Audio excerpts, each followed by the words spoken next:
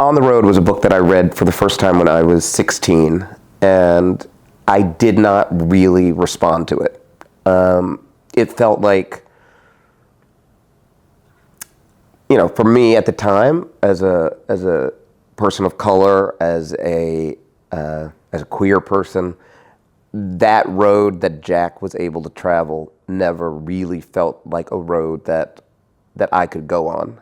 And so for me, this project was about, reclaiming the road for everybody. And so it was really important to me to have these rich and diverse stories about people who are on the road today.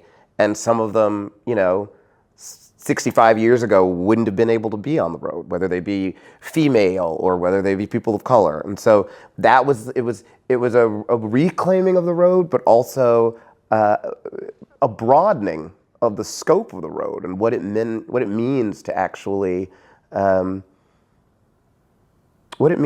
be together and be on the road and live and travel this great country and travel the world, but having the option to do it. And so it was important to showcase that.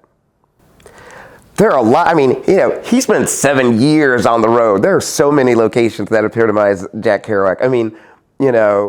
Certainly when you just are on Route 66, that's that you think of as like the essence of Jack and on the road. And so for me, being on Route 66 and going through some of the smaller towns, being in California where he was, being in Colorado and in Denver, there were so many places along the way. New Orleans, when he talks about the lights burned bright. So yeah, there are a lot of different places.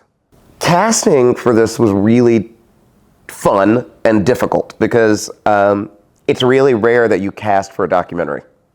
And so that in and of itself was a kind of novel concept. And so we spent a lot of time interviewing tons of people. We had thousands of clips that came in of people saying, we're on the road going to visit grandma, or we live on the road. There was one couple who they lived on the road in a bus reenacting war scenarios all around the country with paintball. So we met all sorts of people. And at the end of the day, the 3 stories that really resonated with me were also related to the book and related to Kerouac. And that was Amir, who is so youthful and so interesting and engaging. And you think about the beginning of life, and he's on his way to Morehouse, and what an exciting thing his future holds. And then you look at Tino and Tanaj, and they kind of represent that middle of life. The last child has left the house. They've sold everything. They're in the white Sprinter van, kind of chasing the sun.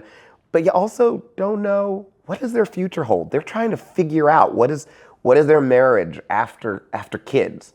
And then you have Diana, who, was a 68-year-old woman who was really making an effort to reconnect on better terms with her 91-year-old father. And that's really indicative of that gentler senior moment that is the kind of later life. So they all match up kind of to a beginning, a middle, and an end, and yet the diversity of their stories, I hope each one connects with someone on a different level.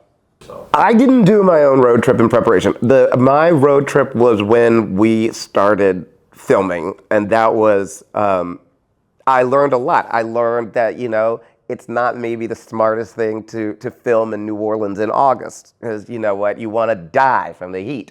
But I also,